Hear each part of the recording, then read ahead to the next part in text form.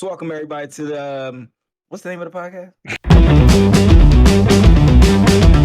So let's start, the podcast tonight with discussing the big free agent signing of Shaquille Leonard to the Philadelphia Eagles. I know there was some kind of conjecture, or he was having some sort of I guess he had to sit back and evaluate the decision between joining the Philadelphia Eagles versus joining the Dallas Cowboys. I think personally, as an Eagles fan, he made the good decision. But whether or not he's actually going to bring value to the table, yes, you have to be seeing. I've heard reports that he's lost the explosiveness that he's brought to the Colts team, and the guy was a tackling machine. And I think one of the areas that which the 49ers actually exposed with the Philadelphia Eagles, is the lack of tackling on the second level. And I think that the Eagles have lost. Well, let's be honest. Nakobe Dean was not the Eagles' starting linebacker, and I don't think most people were even considering that. And then he was the backup, and in my opinion, the starter was way better than both Zach Cunningham and Nakobe Dean. And then Nakobe Dean goes out with I believe a Liz Frank injury. If he can be at least what Nakobe Dean brought to the game, which really wasn't much. He hasn't really proven himself, and he hasn't lived up to that Georgia Bulldog reputation. And I think that if Shaq could be at least that, the defense is significantly better right there. But if he can't do that, it's just going to be another week of watching running backs and guys, running across the middle of the field, having a field day. Yeah, I believe last week when we talked about it, I think all of us took Eagles as the most likely team for him to go to. Cowboys will mention too, but yeah. And as far as, you said it's reports. I'm going to say it's not reports. It's probably legitimate. At this point, he has lost his explosiveness. That was part of the problem, is he just hasn't been able to get to that top tier level he was before he had his back injury. But yeah, obviously when you have to have he had his spine fused. Yeah, that's a big deal when they literally have to fuse something. But yeah, it makes you wonder why, this guy thinks that he can actually still play football. But you know what? Has he appeared? I don't know. Has you're a Colts fan? Has he appeared in any games since returning from this injury? he has been. He hasn't done whole lot though. I believe he started in every single game this year. I've seen him definitely in every game except maybe one here and there. I think just one, and he may have even played then and just not done anything. Yes, he's played. Well, we've just hasn't done a lot. We've talked about Shaquille Leonard, Darius Leonard, and I feel like we did pick these two teams to be the primary teams for him. It just made the most sense, right? The Eagles, the Cowboys. He wants to go to a contender. He wants to compete. I feel like those two teams probably are his best chances as far as teams that need the linebacker position filled. I think the Eagles was the right choice as well, because I feel like they have the higher chance of going to the chip and winning it. But I also feel like it's a good situation as far as the team around him, right? I just feel like it's going to make his life a little easier at the linebacker position. I think he does still have some skills that you need at linebacker.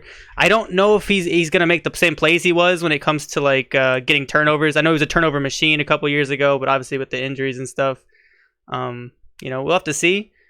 But like I said last time we talked about him, I feel like at the very least this helps out the other linebackers on the team.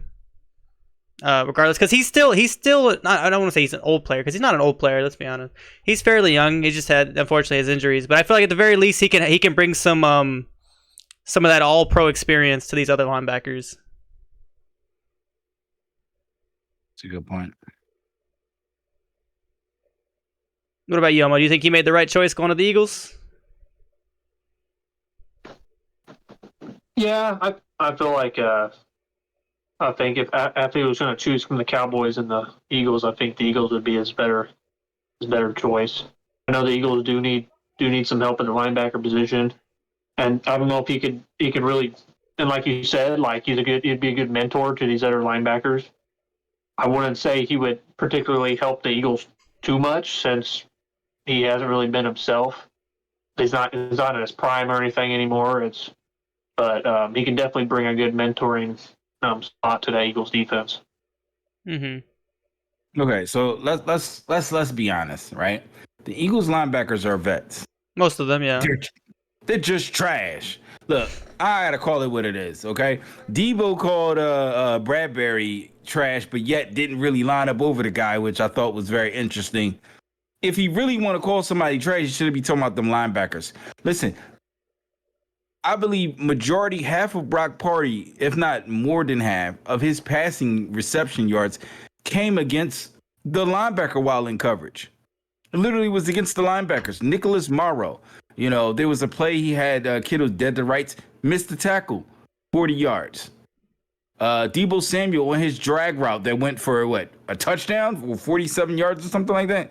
You know, Nicholas Morrow missed, he didn't miss the tackle. He contacted him and ran right through him.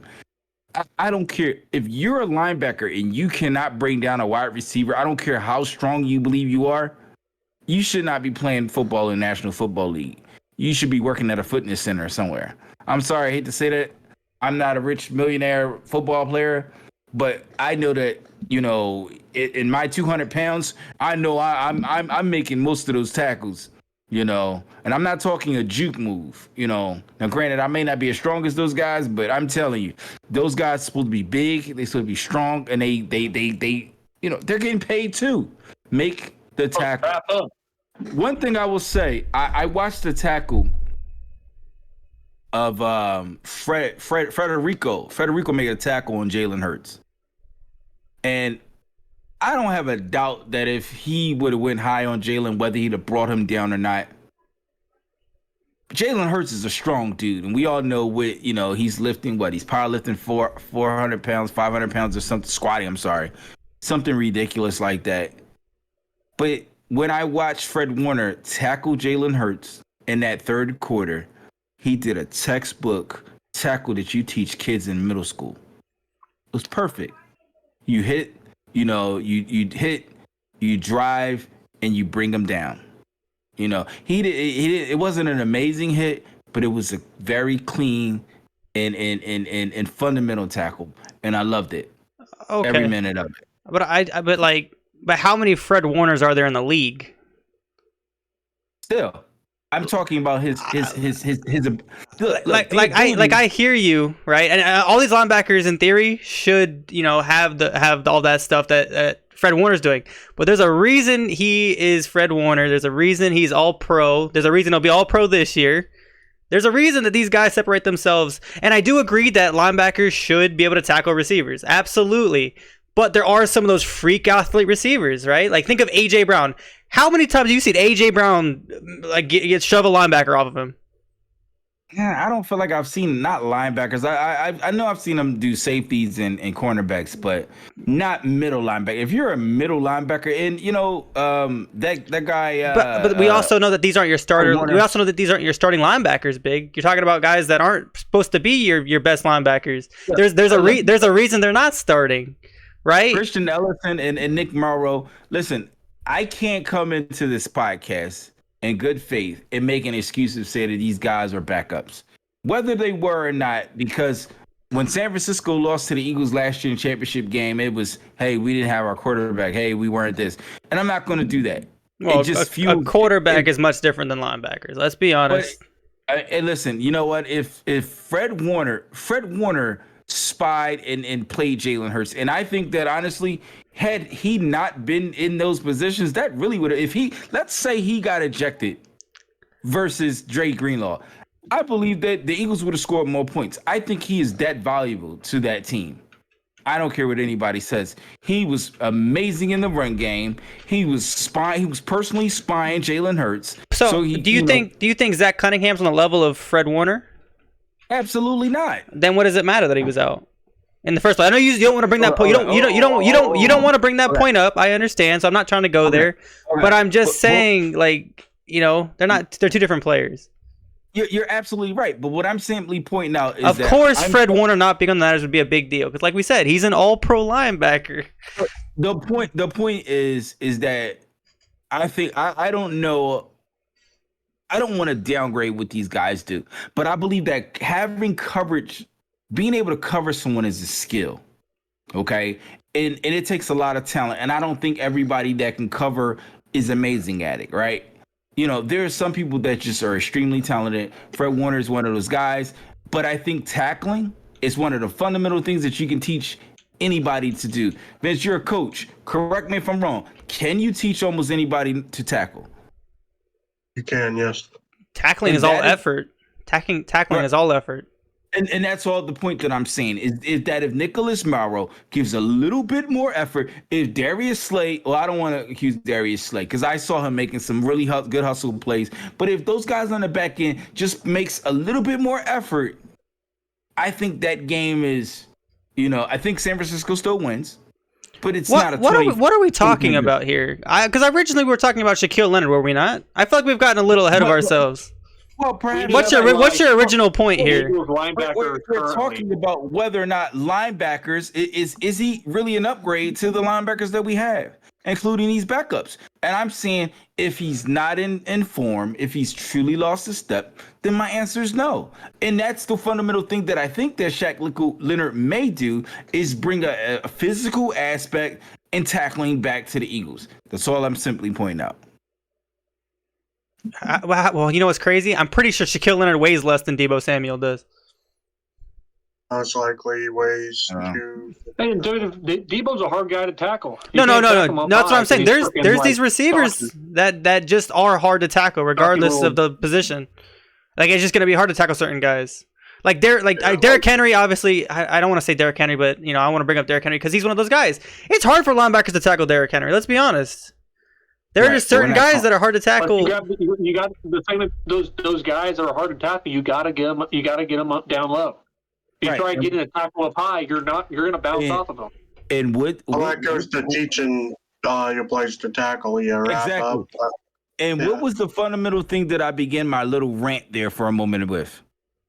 I started by talking about how the example of how Fred Warner tackled Jalen Hurts.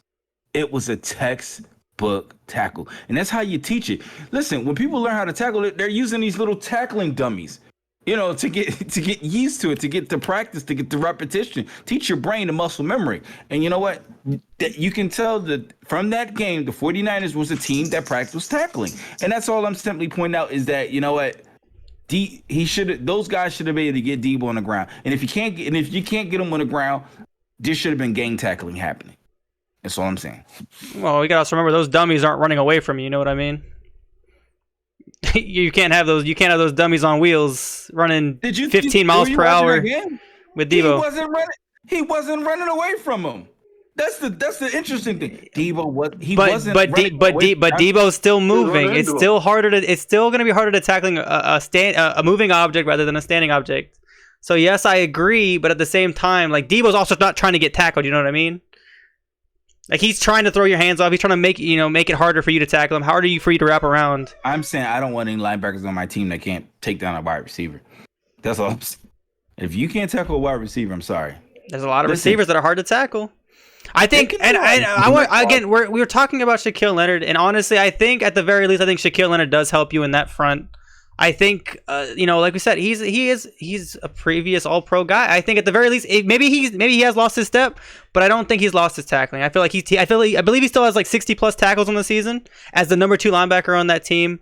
I think he might be your best tackler with whatever happens with Zach Cunningham and the rest of the group. Well, I mean, we'll see what happens. And since we're talking about it, I think this is a great way to segue into that game. I'll just jump right into it. Hey, look, the Eagles got beat. They didn't just get beat. They got embarrassed on their home field. And as an Eagles fan, you know what? I'm ashamed to see it because mostly teams lose games. And as a fan, I'm not delusional. I would love my team to go undefeated, but rarely do teams go undefeated. We saw the Niners go in and lose to a backup quarterback. Does that mean that their season's over? No. They was healthy. They lost to a backup quarterback in Cleveland. They've lost games. The Eagles are lose games. The Eagles lost to Zach Wilson. Teams lose games. The Ravens went into Pittsburgh and lost a game that they absolutely should have won. So I think that losing sometimes is just kind of par for the course. We don't like it when it happens, but I think there's a nature in which you win and you lose. And I didn't like the way the Eagles win. I thought that, I'm sorry, the way they lost. I love their effort in the first half, um, and I thought that maybe it was. I'm not making an excuse. Maybe the 49ers having the extra 10 days to rest that they was able to install those news plays because they came in that second half and they was whooping the Eagles with them. And I'm absolutely saying that those guys were wide open and they literally attacked those linebackers and it was sad to watch. It was absolutely sad to watch. And they said, "Hey, you know what? You got Darius Slay. Oh, you're good. Hey, I'm not going to even come after you. Hey, you got a good corner on the right. I'm not going to bother to come after you." And they really exposed that. And now I'm hearing a lot of reports about how bad the Eagles defense is. And coming into the game, it was bad. But that on Sunday was historically bad, in my opinion. You don't let a team score on 6 possessions straight. I'm just going to leave it right there. That's my take on it. You know what? The Eagles rebound next week against Dallas. Go Birds. All right. I guess I'll get my my spiel about it. I feel like the 49ers came out and handled business. Obviously, they had time to make up a game plan, but it almost seemed like that game plan didn't work in the first quarter. The Eagles were kicking our ass in the first quarter. -6 yards in the first quarter for the 49ers offense is the least in the 49ers history for a first quarter. But somehow we figure something out. And I mean, if you're taking Eagles defense, you're obviously going to look at their weakest portion of their defense, which is their linebacker. That's probably why we were attacking the linebackers so much in that game, because we knew that's their weakness. So obviously we're going to expose that, and I feel like our offense did an amazing job after the first quarter, and I feel like our defense did even a more amazing job. I feel like our DBs had their best game they played all season. It almost seemed like we were covered sacking Jalen Hurts half the game. And so, I mean, obviously Jalen Hurts is a really talented quarterback, and it really put my perspective how good he was by how he was able to traverse through the pocket that game. But I feel like the 49ers came out and handled business.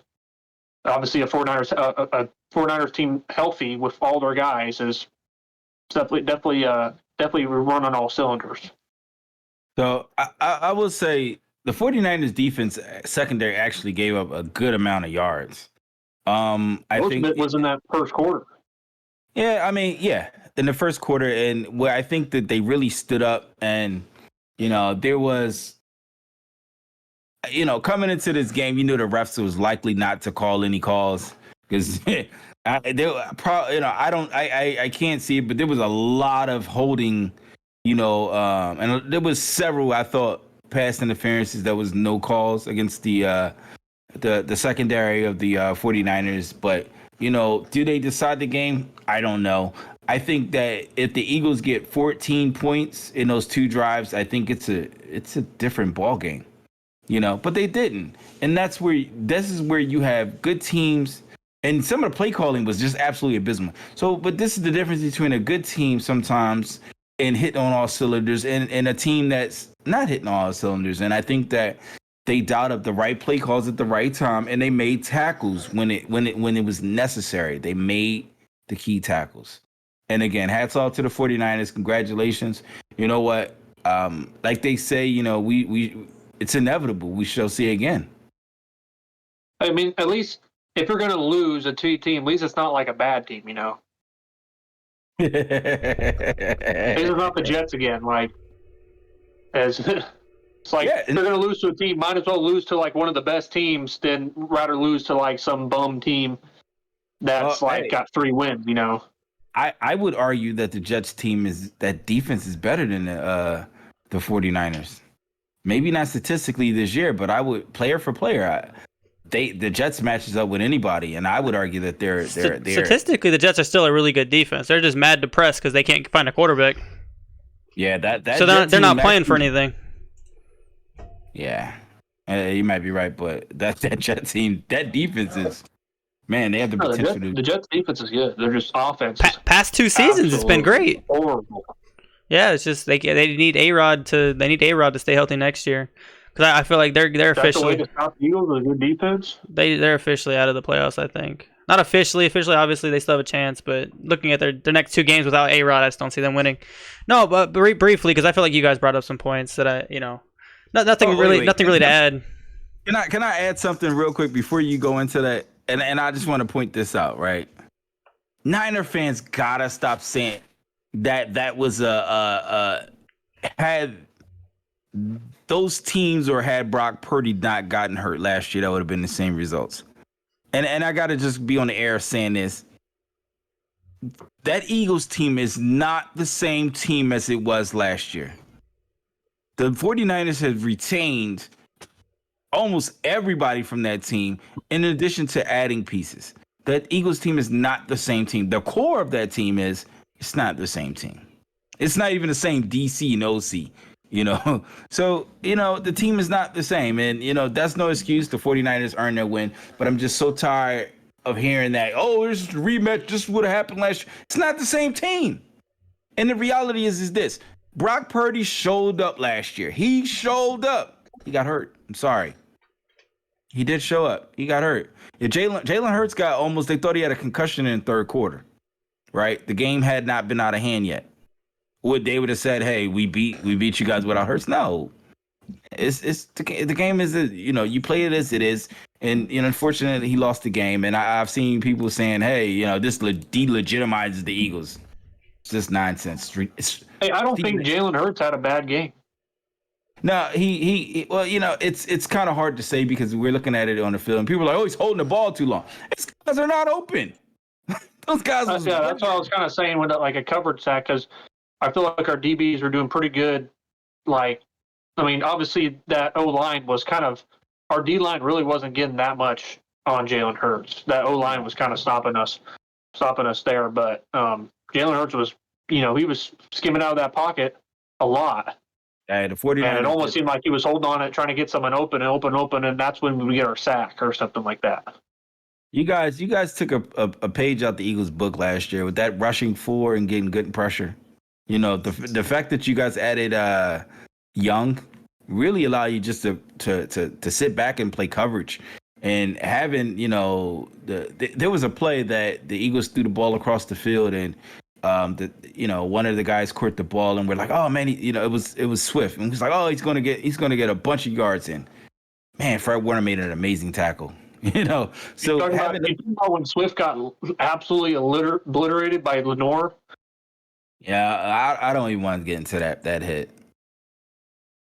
It was a clean hit. But it's an unnecessary. It's an unnecessary hit. Like look, if the guy.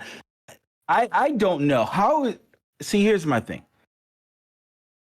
They just suspended Kareem Jackson for leveling a guy on a run play. That's a different story. It's obviously disqualification and stuff. The Kareem thing is different. He's been targeting people like legitimately. Like he's been targeting people. This is past games. They just did it because of that. Because it's a reoccurring thing with Kareem. That's why he got suspended. This is his second suspension. It's not even his first. This is his second suspension on the season. But that particular hit was a very clean hit, and then you determine it after that. And I'm simply saying that I don't know what you can do. It's just because he's been gunning for people. That's a different story with Kareem. All right, tell me this big. Tell me this big.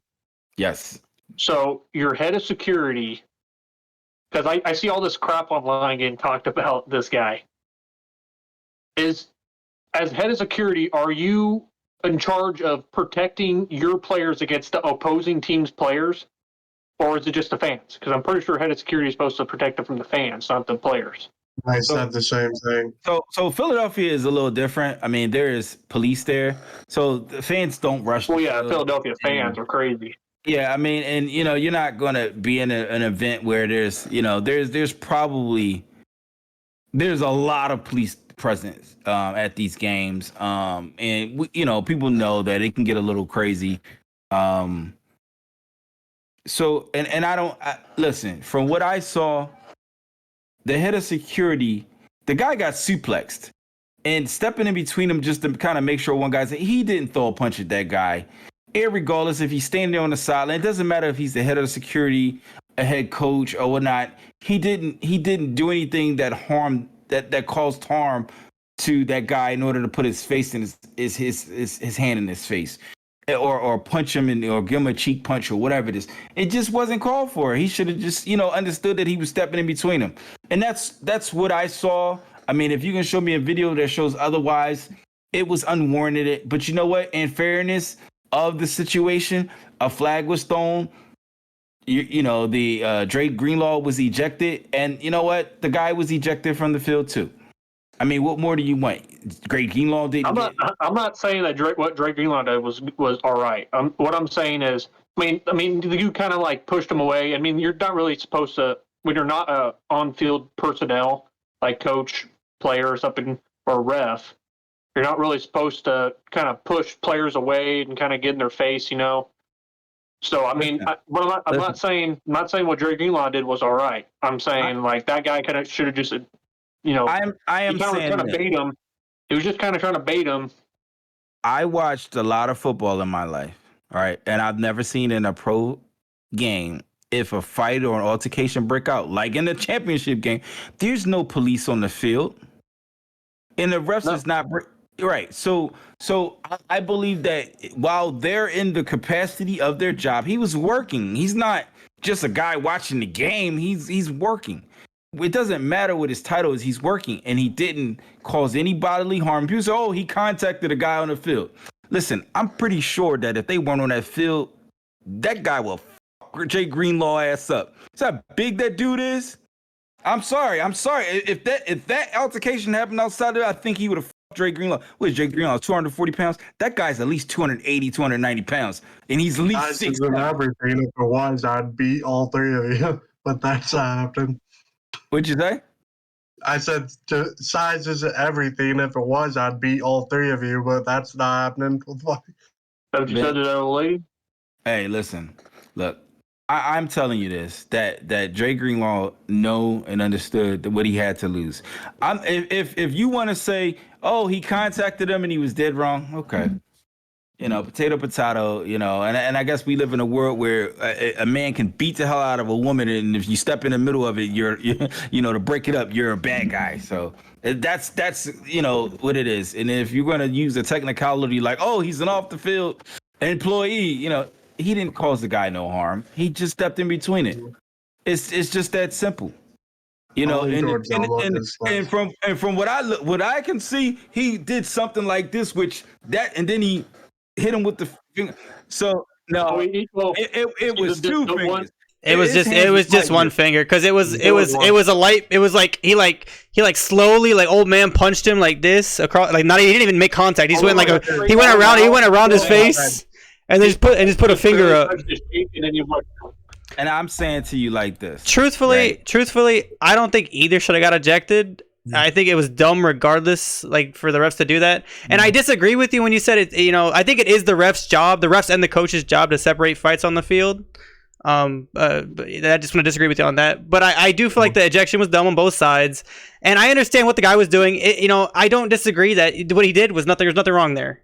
But I also feel like it's not his job to do that. And you said he was working. How is he working if he's clearly looking at the field, watching the two players do their thing? His job is to protect both sidelines, not just the Eagles sideline, both sidelines. He's the head of security for the entire stadium. So if there was people that ran onto the field and attacked Niners, he's not the head of security for the stadium. No, that's not his job. He's just the head of security for the Eagles? No, they provide. Isn't he supposed to? He's supposed to just protect the coaching and the players from fans that jump out. Yeah, no, I didn't say whole stadium. I just meant on the field, the on-field players. Listen, is that not his job? Is that not the head of security? What if that's not the head of security? Then what the hell is the head of security? No, okay. So, I just was trying to explain it to you. So the Philadelphia police, protect that stadium. It's too many fans. It's a big stadium. There's plenty of events and things that happen at that particular. And then you have event staff. You have a lot of different players, like personnel. And they're Eagles fans, so know they're crazy.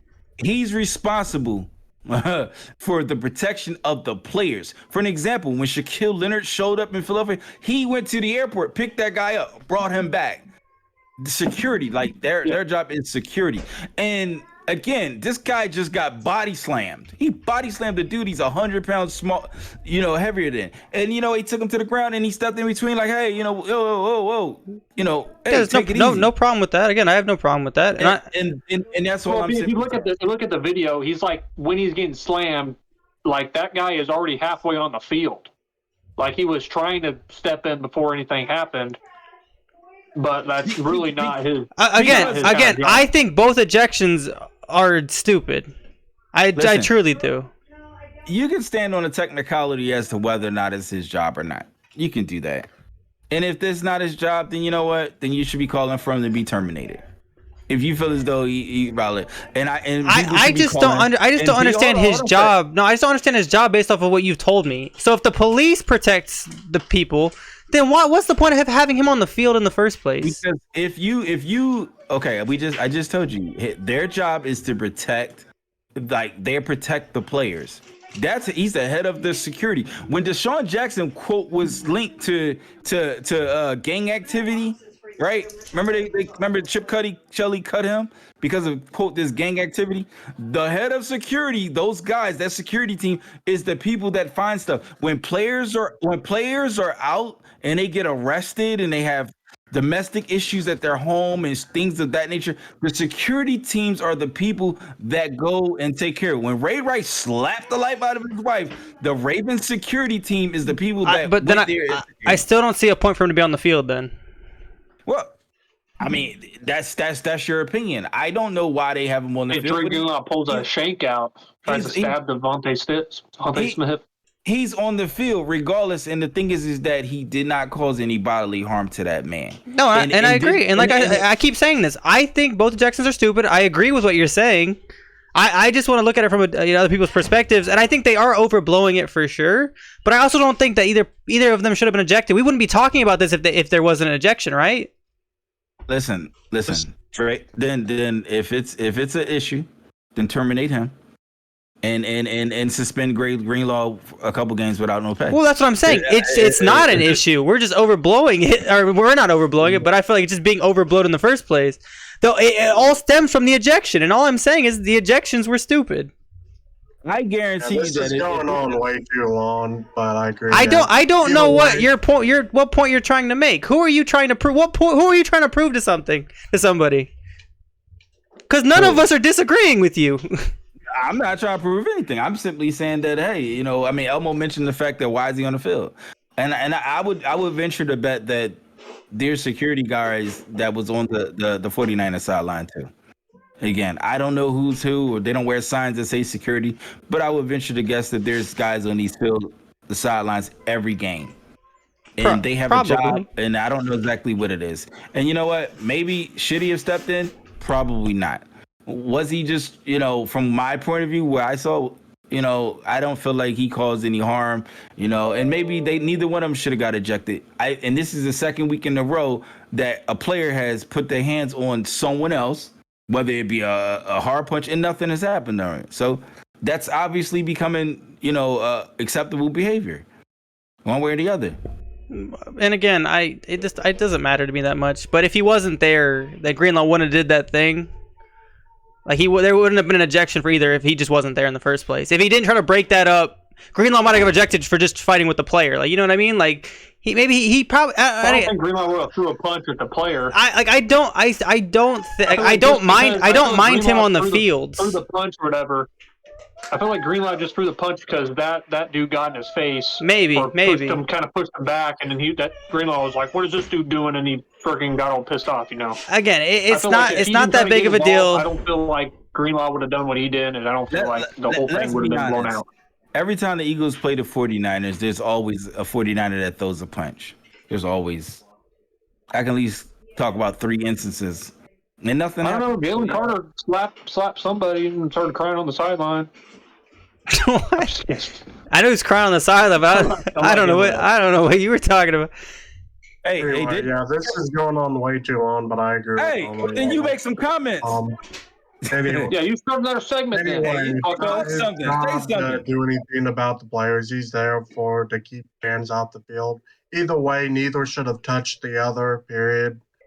Yeah, it's more his job to keep the fans away. It's the ref's job to break Dude. up fights. Well, no, according to just Big, told yeah, you. according to Big, his job is to not keep the fans off the field. His job That is is not to his job. his job is apparently to stop Jalen Hurts from getting into an off the field. Apparently, I don't know why that guy would be allowed. Why would that guy be allowed on the field? I just don't understand it. That doesn't make sense to me.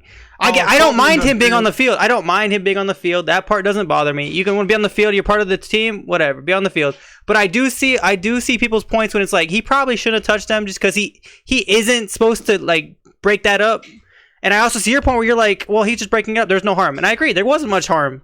But it also escalated the situation with Dre Greenlaw, which then forced them to both get ejected. The Eagles could have touched the other. Period. Whether there was harm or not. And I've seen some other players like talk about it in the league. Like if anybody, like some dude was like, if anybody but my players or a ref is pulling me off the pyre, like I'm throwing punches or something like that. And Like, some guys are like that. Players. If you got some like random dude from the Eagles sideline shoving you off a pile and stuff, then I feel like it just you're like, you know, and I feel like that aggravates the players and makes them do stupid shit, you know. Yeah, it's The reality is, though, we saw what happened. There may have been something said, though, too. But anyway, that doesn't really warrant a punch. But anyway, it's being blown out of proportion, making a big deal than it actually is. But bigger deal than it actually is, excuse me. You watched the game, dude. Them announcers were riding freaking the security guys freaking standing ovation. Well, for the fans, he absolutely got a standing ovation from the fans. You kidding me? He got Drake Greenlaw injected. He absolutely should have got a standing ovation. I'm sure Big was even celebrating. You kidding me? No, I just want to go back to our original point because we did get away from what I wanted to talk about. I still even talked about the Niners game and my idea of it. I just want to say I expected this, not the blowout. Obviously, I don't think anybody expected it to be lopsided the way it got in the end of the game. But I will say the Eagles were looking really good in the first quarter, like Emil mentioned, and it was the Niners defense, forcing them to hold them to the 2 field goals that really kind of pushed them to through the rest of the game. The offense started clicking, and then that's when they started getting dangerous. You know what I mean? And if the Niners can keep it up like this, it showed that they don't have to be great to win a game against a really good opponent. And if they can compete like this through the playoffs, they're going to be hard to beat. And my original question was going to be, are the Niners now the hardest team, are going to be the number 1 seed, or not the number 1 seed, but just the toughest team to beat in the NFC? And I'm gonna still say no, because I don't think Jalen Hurts is clicking the way that I want him to. Is going to sound kind of weird. He was like number 1 MVP odds or whatever, but I feel like when Jalen Hurts is clicking, it makes that Eagles team way harder. And he wasn't playing bad, but I just feel like he wasn't playing the way that I've seen him play as far as like possible MVP candidate. So I just want to say I did expect the Niners to win because I picked them, but I didn't expect them to win the way they were doing. And if they keep showing me what they've been doing, that they did the Eagles game, I could see them winning a Super Bowl this year. That's all I wanted to say. And then it kind of got out of proportion with the whole head of security and whatever the hell his job is. But Vince, what did you think? What did you think about the game? Was it? I mean, obviously you picked the Eagles, but was it a surprising outcome? The blowout was surprising, honestly, though. I don't know how much to say after that whole spiel. That went on way longer than it should have. Anyway, yeah, I picked the Eagles. Me, Big, both picked the Eagles. You guys obviously picked 49ers. Yeah, no one expected the blowout. So you literally said every time you say it's a close game, it's a blowout. And Every time. that hung true. But, yeah. I'm trying to make this short because, that spiel took a lot of the, time already. But It happens. This is every week. It happens. I would like to see the Eagles mix something up on defense because they just seem to give up a lot of yards in the pass game, regardless if it's against linebackers or their DBs. This game coming up against the Cowboys, we'll talk about it later. But I just feel like it's going to be a shootout, and it really shouldn't be because I feel like the Eagles do have the pieces now to not allow as many yards as they're giving up in the pass game. They're one of the worst pass defenses in the league, which to win a Super Bowl it's going to be hard to be the worst not the worst, but one of the worst pass defenses in the league and win a Super Bowl, regardless of how good your run defense is, regardless of how good your offensive line or offense in general is. So I just want to see the Eagles get better pass defensive wise, and I feel like they can beat the Cowboys. It's going to be a big game. Again, we'll get into it, so I don't want to go too much into it. But Niners played great. Eagles played good. Niners just had the best of them this particular week. So every week, as far as the past 2 weeks have gone, we've dropped the top 5, which is a collective of our top 5s all put into one. What do you guys think this week? Do you guys think we kind of got it right for the most part? No egregious placements or anything? If you need a refresh on what it is, that was my top 5. So if you need a refresh, it was the Niners 1, the Eagles number 2, Ravens number 3, Dolphins 4, and Cowboys 5. I do briefly want to talk about Vince's top 5. He ended up having the Eagles 1 still, and there's certain points that you can make. So if you want to make them, go ahead. But I just feel like you can't put the Niners 2 after they just beat the Eagles. And it kind of flabbergasted me. So I'm kind of curious on your reasoning there, Vince. It's just the Niners obviously have been inconsistent. Like they lost 3 straight to teams they should not have. But yeah, it's just inconsistencies, and that alongside of I'll try not to take one game and blow it out of proportion. Like put too much on it. It's one game out of 17, but like Eagles still have the better record. They've still been, though not extremely consistent, they've definitely been more consistent in my eyes. Is consistency just wins? Is that what you mean? what do you mean by consistency? Because if you lose 3 in a row, that's pretty consistent. If you win one, lose one, win one, lose one, that's inconsistent. So what's your definition of non-consistent? When 8, what are they? They only have 2 losses. So yeah, Eagles are We won like 15 in a row from last season to all the way up until we lost against the Browns, and lost 3 in a row, and now we're on like a 4-game win streak. I'm pretty sure we're pretty consistent. We're not talking last year. Well, you can talk about the 5-0 start we had. Mm-hmm. Pretty consistent. 5 wins, 0 losses. Lost 3 in a row. 3 losses, 0 wins. That's consistent. I'm just gonna be honest, Vince. When this Niners team has been healthy, relatively healthy, I feel like they are a top 2 team in the league with the Eagles. You know what I mean? And you say they're inconsistency. They're healthy. They're on a 4-game win streak. I say that. They just beat the best team in the NFL. You said the top 2, like you literally just said the top 2, and I rate them in top 2. But they've been top 2 even after the 3 straight losses. You know what I mean? I still rated them top 2. But I'm not arguing with your top 5 because it's your top 5. But I just find it wild that you put them 2 because of inconsistencies. They've been on a 4-game win streak. They've gotten healthy minus the losses of Talanoa Hufanga and Drake Jackson. Drake Jackson's not even like he's part of the rotation, but he's not even like their top 3 edge rushers. So like I don't know what you mean by consistency. Your term of there's definitely reasoning behind putting the Niners 2 that you could make, but saying that they're inconsistent is the reason why is just not a good reason to me. Well, what teams did they lose to in that 3-game loss? They lost to the Browns in bad weather. The kicker missed a field goal that would have taken them to. Bad weather is part of football. Get over it. I hear you, but their kicker also missed a field goal. Doesn't mean they're consistent. The Vikings game, Kirk Cousins and the Vikings team was looking really good until obviously his injury, so they're not looking too hot. The Bengals team was getting better as well. We're talking to losses to the Vikings and the Bengals, 2 teams that have looked much better after their wins against the Niners. The only questionable game is the Browns, and the Browns have one of the best defenses in the league. And this again in bad weather, and the kicker missed a field goal. Losses are losses, absolutely. You can't say this and this and this. I understand the 3 straight losses, but now they're on a 4-game win streak, looking better than ever. So your reasoning with inconsistency is wild to me. Well, I said that, and what else did I say? I'm not going to try to put too much on one win. I'm not going to try to overdo it. continue, like you said, this is what you said, fourth straight win. Keep that up, and I'll probably change my mind. But yeah, So if the Anyway. Eagles win out the rest of the season and the Niners win out the rest of the season, you're gonna keep the Eagles at 1.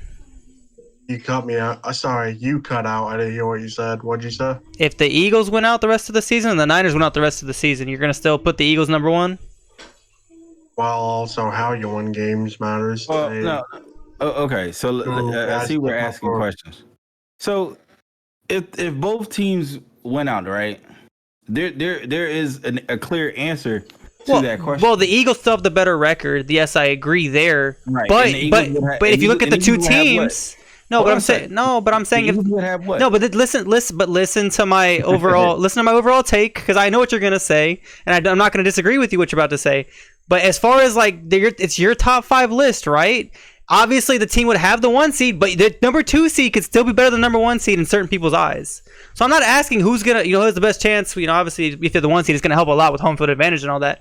I'm strictly asking, how could you put a team that just beat the best team in the league second and say inconsistency, especially if they all win out? So they all win out, right? So they have that, but so it comes down to a head-to-head game.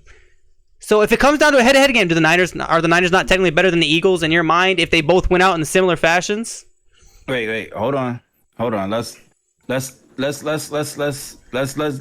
break that down. Okay. That's fine. So we already know that to beat an NFL team multiple times in the same season is extremely difficult. Right? Yes. There's what? Well, We 6 do games the remaining. Seahawks, Cardinals, and Rams all the time.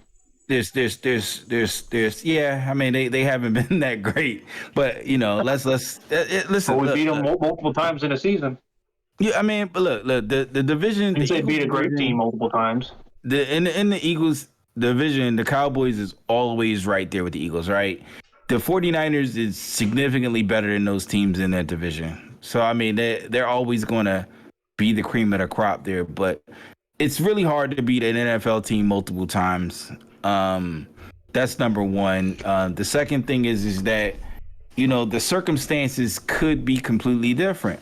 The 49ers could come back into the link in this late December, early January, again, and not be. Hold on a second. Hold on. No. You're getting ahead. Again, our power rankings are for the week. The Niners and Eagles probably won't match up against each other until the championship game. You know what I mean? So like, I don't see how, again, and it's just because Vince said consistency. I think that the Eagles, there is a legitimate reason for people to say that they're number 1, right? Just because they believe in their run defense better, their O-line being phenomenal, the targets that they have. There's plenty of reasons to say the Eagles can be number 1 on your power ranking, and I wouldn't be able to argue with you on certain things. But the fact that you said inconsistency, so Vince, do you think the Niners will win out the rest of the season, personally, in your mind? I haven't looked at the schedule, but there's a high chance of that happening. Yeah. So there's a high chance of that. But if they're inconsistent, how do you know there's a high chance if they're gonna win the rest of the win out? You know what I mean? But they're not. Anyway, I'm not going there. The thing is, you're getting hung up on one reason I gave. I gave more than one, and you're getting hung up on one reason. That it's a shitty reason. That was the main reason. That was every time I've asked you why you did this, that was the main reason you've said. That's the first reason you give me. That is the main reason you give me. I gave you that reason. I gave you not getting hung up on one win.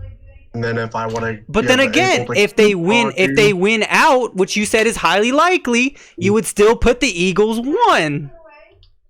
And that was my question. If the Eagles went out also, and what you asked me before Big came in is if both teams went out, who do I pick?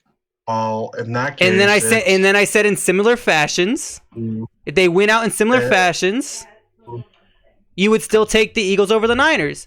But then you can't say inconsistency if they're winning out. You know what I mean? So I'm saying your reasoning is just bad. You give me... I'm okay with you saying Eagles won. You just need to give me better reasoning on why the Eagles won. And I would have gone to more reasons if you didn't cut me off and go when you into this text whole me deal. into this chat when you text me in chat when I asked for your top 5 and you gave me your reasons, you didn't give me any other reasons. These were the 2 reasons you gave me. He gave you the Skip Bayless treatment. I just need better reasoning on why you put them 1, because you're the only person that didn't put them 1. And like I said, I'm not gonna harp too much on 1 win and 1 win only. Vince, knock on your head for me. Did you not what I said? And able to continue, yes, I would have said the better line. They have a better front 7 in my mind, even though Niners front 7 is fantastic. I don't know if they have a better front 7. Vince, we're not saying who. Okay, Vince, we're not saying overall.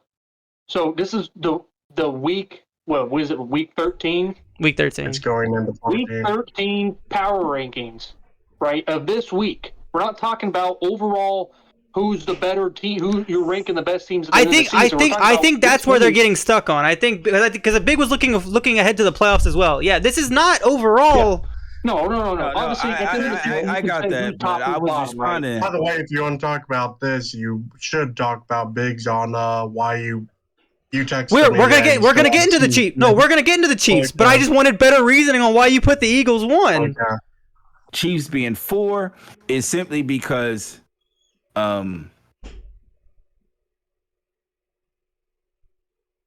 Reid and Patrick Mahomes are magical in December and January.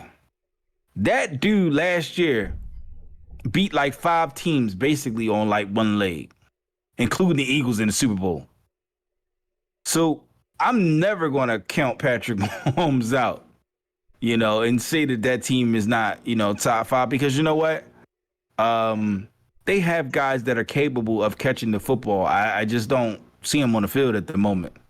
But when they figure out that catching part, they win a lot of games that they've lost. And they lost to the Packers. I think the Packers are a team that's turning around. I think they still have a ways to go. And I think that any team can lose on any given Sunday. But that's our top 5. Collectively, I think we did a pretty good job. I don't think anybody was left out for the most part. Except why Chiefs are still 4 for him? Yeah. Are you serious? I was looking at my phone, to be honest. Yeah. Okay, whatever. Because you were talking about both teams winning out. I looked up Philly and then San Francisco's schedule. I think Philly has a tougher schedule with the Cowboys coming up, and then. Yeah, they play Cowboys, but the Niners play the Ravens. So. Oh, okay. Yeah. We got the Seahawks, and I think it's the Seahawks and the Rams. Rams and Ravens. Oh, Rams. Yeah, Rams and Ravens. I feel like maybe they had the tougher schedule. I don't know. I know they played the Bills and stuff like that. So the Eagles had what they call the gauntlet because they had to face 3 top teams in 13 days. So, visiting the Bills. And this is a great reason why they could have still been number 1 on your guys' team, because of the gauntlet they just went through and then had to play the Niners after that. This could have been a good reason, Vince. But go ahead. Yeah, I think simply because of the gauntlet and having such tough opponents within, a 13-day window, and then still that particular game against the Bills went overtime, and it was the defense was on the field a long time. So, and Fletcher Cox didn't play towards the end of that game. So, a lot of people were saying, oh, they were tired. I'm not going to make any excuses. I'm going to give the Niners their due,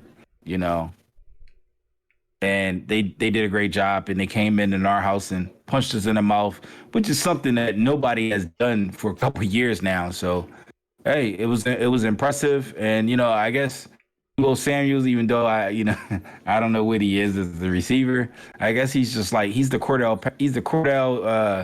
what's that guy name? Patterson. Cordell Stewart. Oh, Cordell Stewart. But Cordell Stewart is a quarterback, running back, receiver combination. Yeah. You're talking like Taysom Hill type. That's Debo's not throwing the football. Let's be honest. Debo's like a slot receiver that plays running back.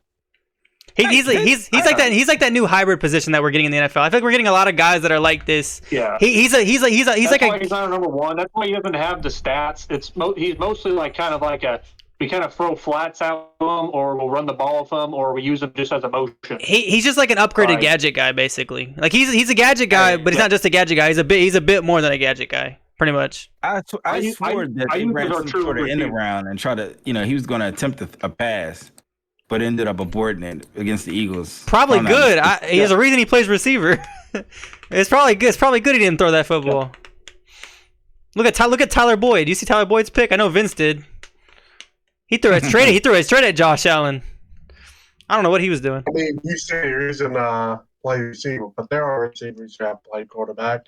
Oh no, there's tons of them. But I doubt he couldn't wait to bring that bum up. It's like, no, I'm just kidding. He couldn't wait to bring that over there. I doubt Debo was playing QB in college. Anyway, who was it? Travis Anquan played college quarterback at FSU.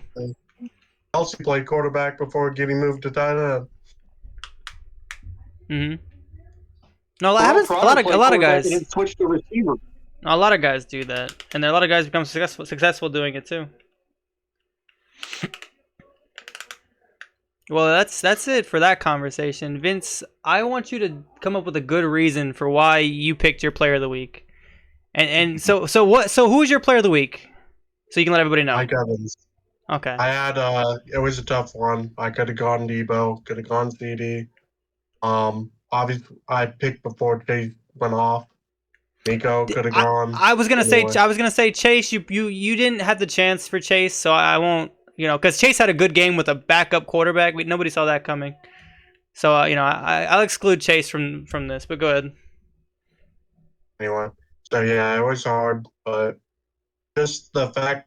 I guess that's the thing. You said player of the week. I just took it because consistency. No, it's player of the week. You go about the week, but it's also whoever you decide. Like, it's your pick, so it's not too much to argue here. Yeah, it's just who do you pick? Mike. He picked Mike. He picked Mike Evans. Yeah, Mike Evans. Because you could have gone again. I picked before Chase played. The Bengals played. Oh yeah, I picked before that.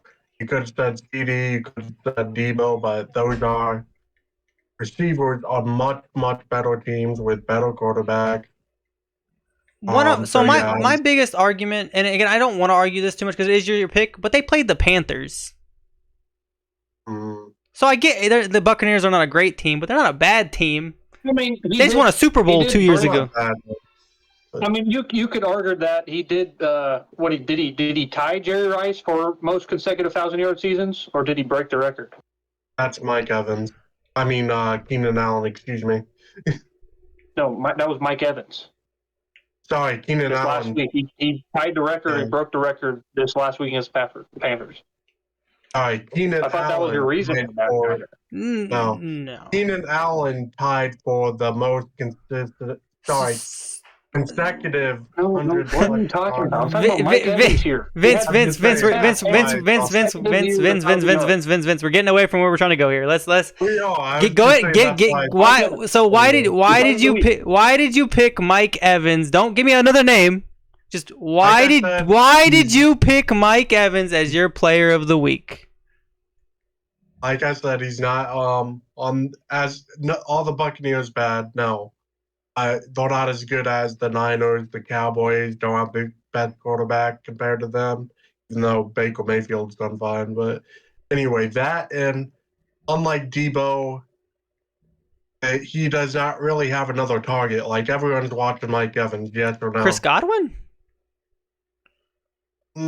Chris Godwin's very specific. You have to watch his speed, basically. But Chris Godwin's speed? Sorry, who's the Godwin that's like super stupid? Marquise Goodwin? Goodwin, not Godwin.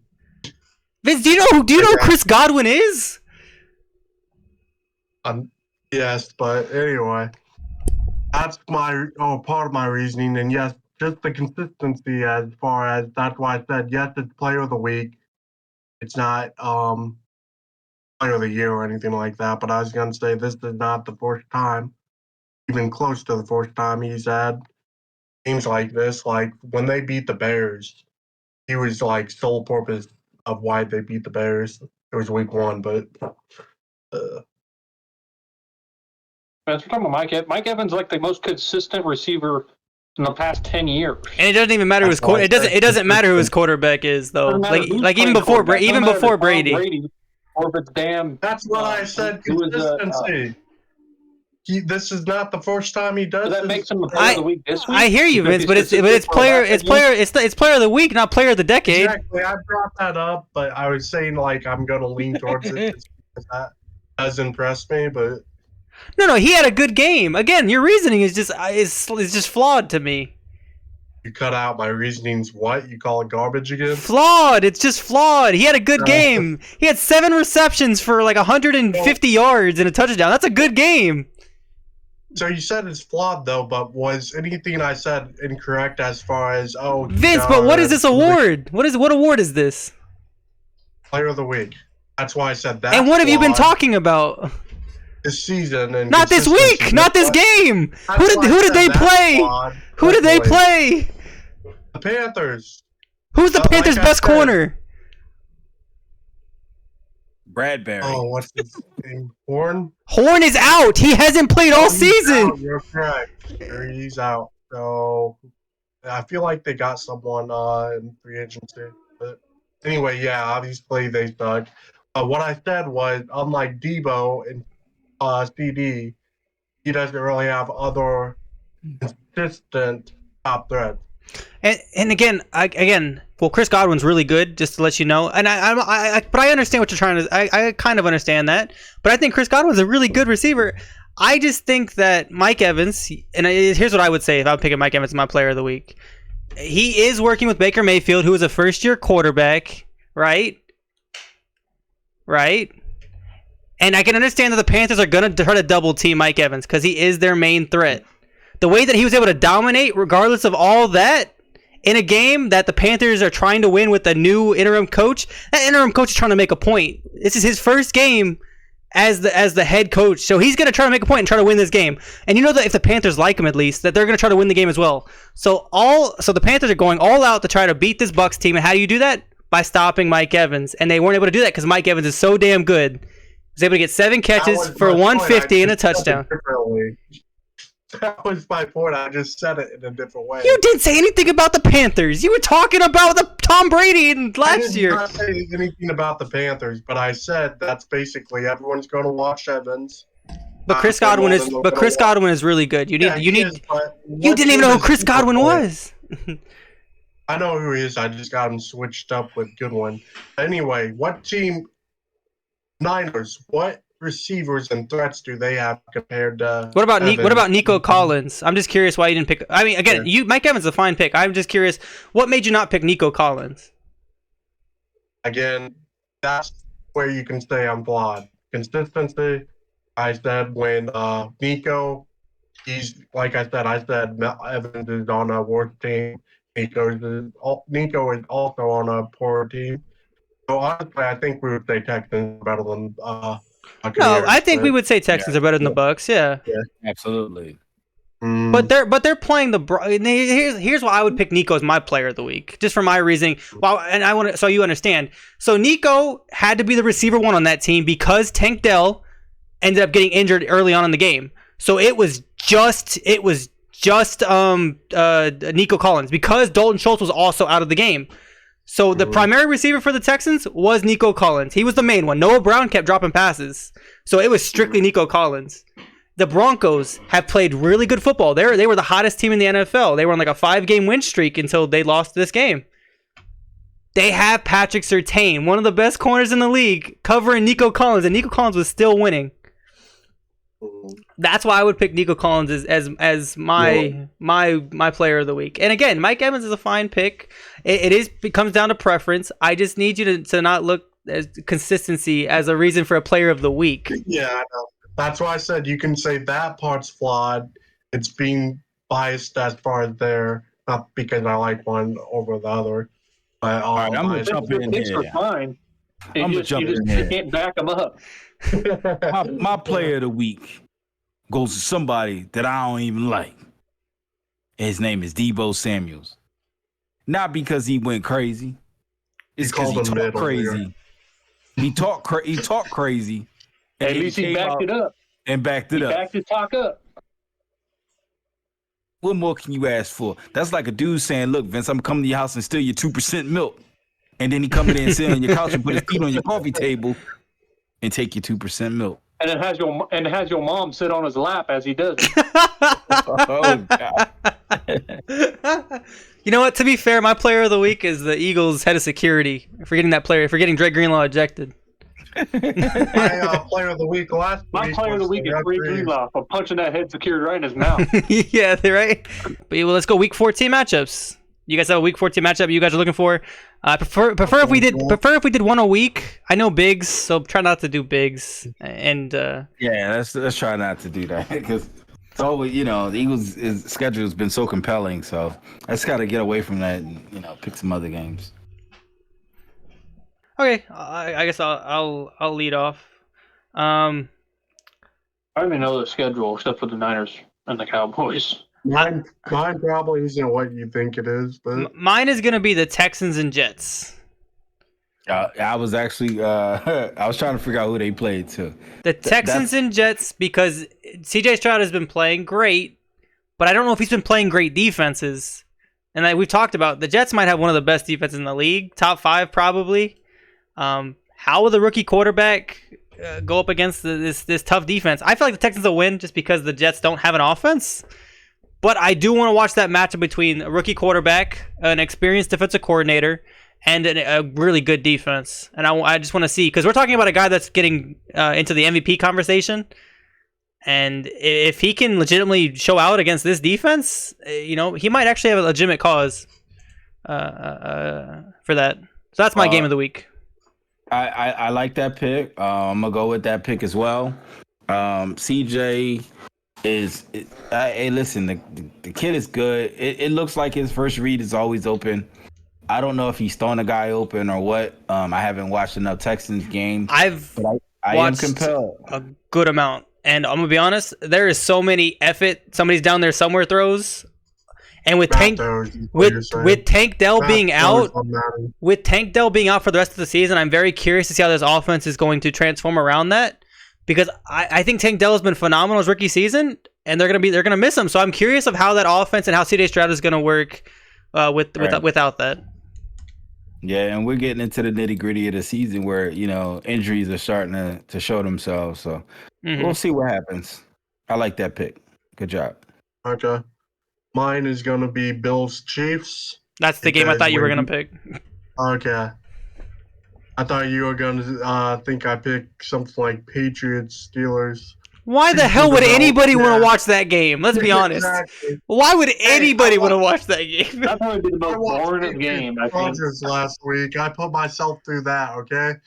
But anyway. I'll put that game on just so I can take a nap. Anyway, yeah, Bills Chiefs, because we've been talking about all the Bills back, and they have continued to win. The Chiefs coming off that loss, so yeah, I want to see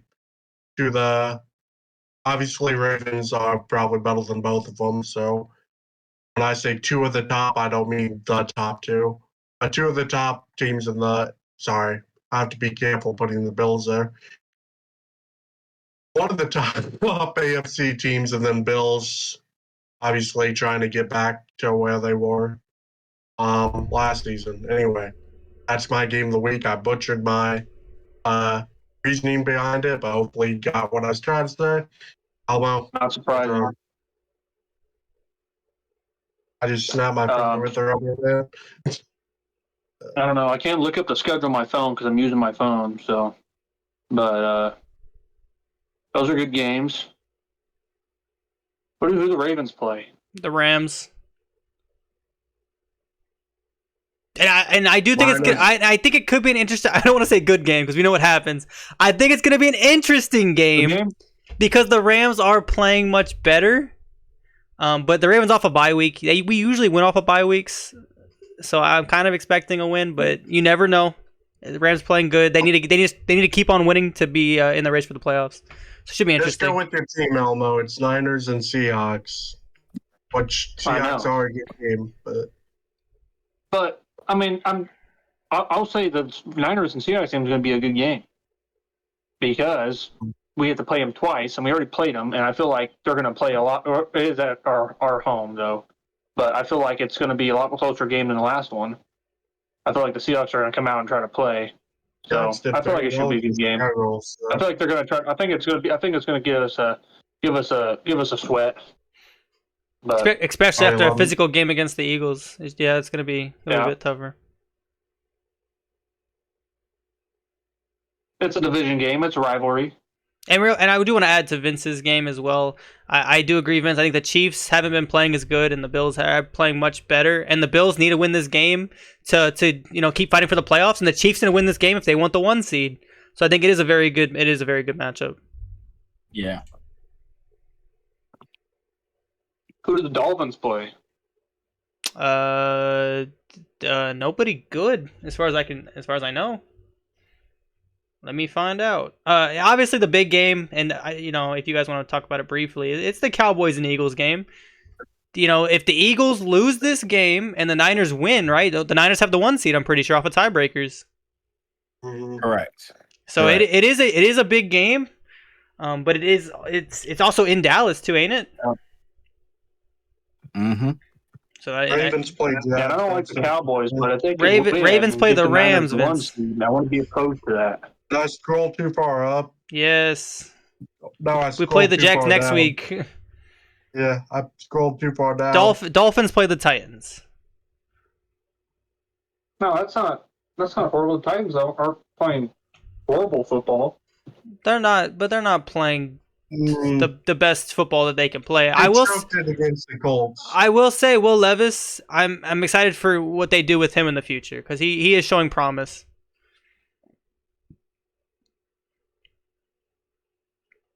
But yeah, Big, you want to say anything about this Eagles Cowboys game before we deuces or what? Nah.